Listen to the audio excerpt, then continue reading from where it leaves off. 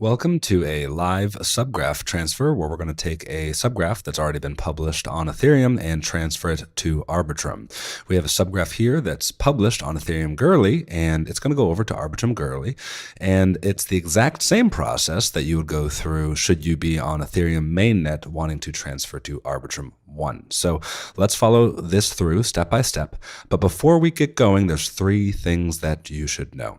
The first thing that you should know in getting going in this process is that you should really set aside 20 minutes and go through the entire process in one go when you initiate this transfer. And that's because there is a clock involved in this transferring of your subgraph, where if it takes longer than 7 days, you may actually lose your subgraph. So why don't just set aside 20 minutes, have a coffee, have a tea, and go through this process step by step. And from there, you can be 100% confident that your subgraph has made the transfer, and then you will not lose your subgraph.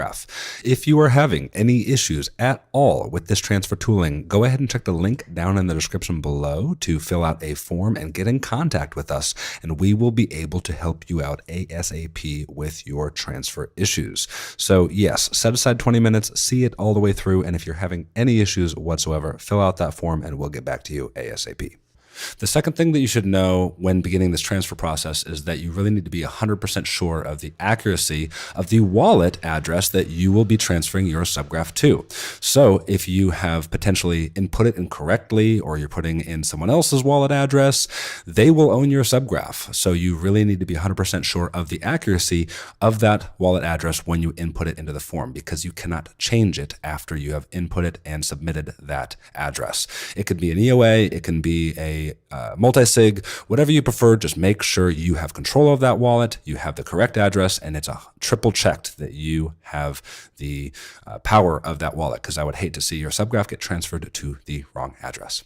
The third and final thing that you should know when you are beginning this subgraph transfer process is that you will need to update your endpoints within 48 hours of completing this transfer process. You will still be able to have a functional endpoint for 48 hours after you've completed this transfer process, but in that time, you really should update your dApps endpoints to the new endpoint that will be provided to you at the end of this transfer process.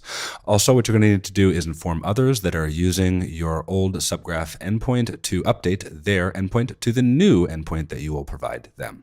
So those are the three things that you should know when beginning this subgraph transfer process. Let's go ahead and transfer our subgraph live. Okay, here we are with our subgraph. It has already been published to Ethereum Girly, and we are going to be transferring it to Arbitrum Girly. So just know that, of course, this is a testnet transfer. It's the exact same process with real subgraphs that are not on testnet. So let's go ahead and transfer.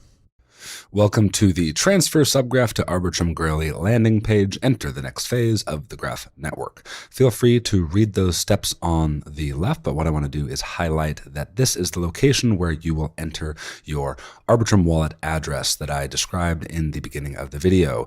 It automatically populates with the EOA that I am currently logged in with. However, you are welcome to put in any other address that is of the wallet that you control in there, as long as it's on Arbitrum. So it can be an EOA, it can be a multi-sig. Just make sure that's 100% correct, because once you submit, it cannot be changed.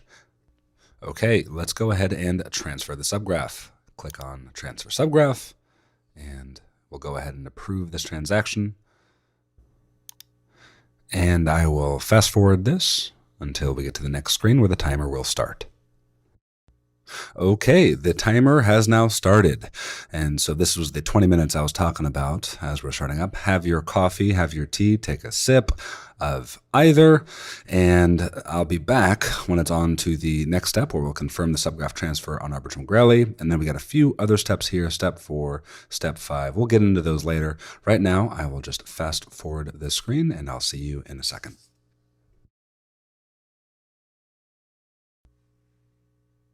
Okay, all completed. Next step is number 3, confirm subgraph transfer on Arbitrum Girly. And to do this, we need to switch wallets to Arbitrum Girly. I'll fast forward this and we'll get to the next step as well.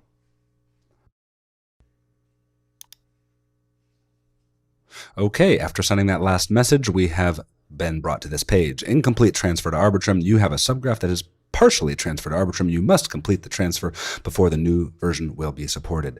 This must be done within 7 days, so go ahead and just keep on pushing through this. I clicked that button, and now we're going to confirm the transfer now. So the last thing to do is click on Publish Subgraph, and I'll fast forward this until it's all the way through. Okay, the subgraph has been transferred successfully. And as you can see, you have a new query URL. You can update your DApp with that URL, as well as inform others of that new endpoint. And then also know that your older endpoint will be operational for 48 hours after this transfer is completed. Like I said in the beginning, if you have any issues with any of this, go ahead and check the link in the description, fill out the form, and get in contact with us where we will be able to help you. And from there, I appreciate you taking your time going through this subgraph transfer video. Take care, everyone.